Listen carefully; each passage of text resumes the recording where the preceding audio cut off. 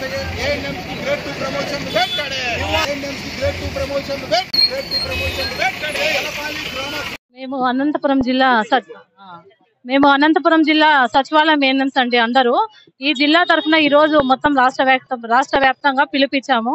మాకు ఒకటే డిపార్ట్మెంట్, అంటే మేము చదివింది హెల్త్ ఎమర్జెన్సీ డిపార్ట్మెంట్ కాబట్టి మాకు గ్రేడ్ 2 ప్రమోషన్ ఇచ్చి మాకు సచివాలయాల నుంచి మాకు హెల్త్ డిపార్ట్మెంట్ కలపాలి.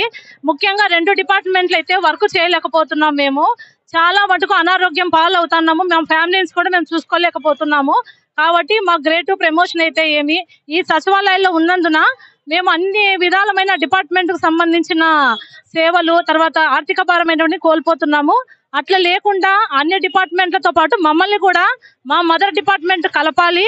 ముఖ్యంగా మేము 24 hours సర్వీస్ అన్నమాట. అంటే వ్యాధి ఇమ్యునైజేషన్ అయితే ఏమి, తర్వాత గర్భవతుల పరీక్షలు అయితే ఏమి, మొత్తం ఆల్ సర్వీసెస్ ఇస్తున్నాము. అందరు రెగ్యులర్ ఎన్ఎంస్ తో పాటు సెకండ్ ఎన్ఎంస్ తో పాటు జిల్లాలో పిఎస్సిలో ప్రతి ఒక్కరు వైద్య సేవలు అందిస్తున్నారు.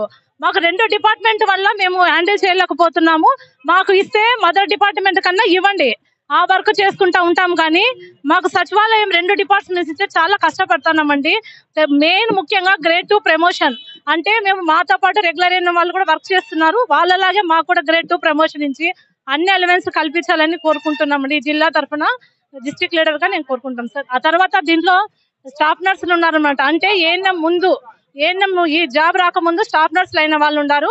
మెయిన్ గ్రామ వార్డు సచివాలయంలో పనిచేస్తున్న వాళ్ళకు కూడా ఈ యొక్క అవకాశాన్ని స్టాఫ్ నర్సు పదోన్నతి కల్పించాలని, మాకు కూడా అన్ని డిపార్ట్మెంట్ లాగా ట్రాన్స్ఫర్స్ తర్వాత ఆర్సీహెచ్ మెయిన్ యూవీను ఆర్సీహెచ్ అన్ని మేము చేస్తా అంటే ఎమ్మెల్యేహెచ్పీలకి అమౌంట్ పడుతుంది రూరల్లో. అట్లా లేకుండా ఇన్సెంటివ్స్ అన్ని ఎమ్మెల్యేహెచ్పీలు పడుతుంది.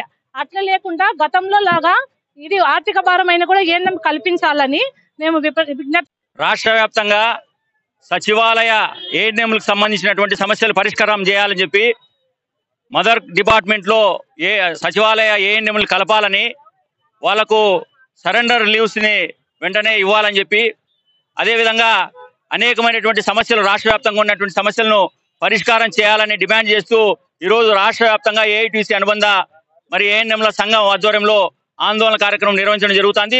కలెక్టర్ గారికి వినతిపత్రం ఇచ్చే ఉద్దేశంతో ఇక్కడికి రావడం జరిగింది.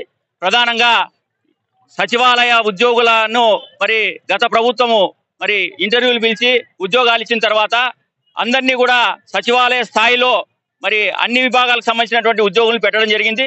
అయితే ఏఎన్ఎంలకు సంబంధించి మాత్రం వాళ్ళకి అక్కడ ఉన్నటువంటి సచివాలయటువంటి విధులు మాత్రమే నిర్వర్తించేటువంటి ఇతర విభాగాలకు సంబంధించిన వాళ్ళు ఉన్నారు.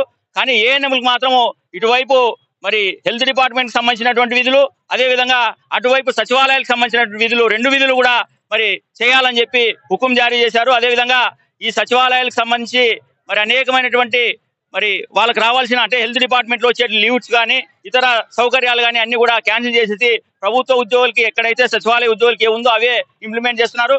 ఈ రోజు కూటమి ప్రభుత్వం అధికారంలోకి వచ్చిన తర్వాత మేము ఖచ్చితంగా దాన్ని మారుస్తాం, వాళ్ళని మాతృ సంస్థలే కలుపుతామని చెప్పి ప్రకటనలు గుప్పించారు. 100 రోజులు అవుతుంది, ఇంతవరకు కూడా మరి మాతృ సంస్థలే కలపలేదు. వెంటనే మేము డిమాండ్ చేస్తున్నాం, వారిని మరి హెల్త్ డిపార్ట్మెంట్లోకి ఏఎన్ఎంలందరినీ కూడా కలపాలి. ఒక్కరికే రిపోర్ట్ చేసి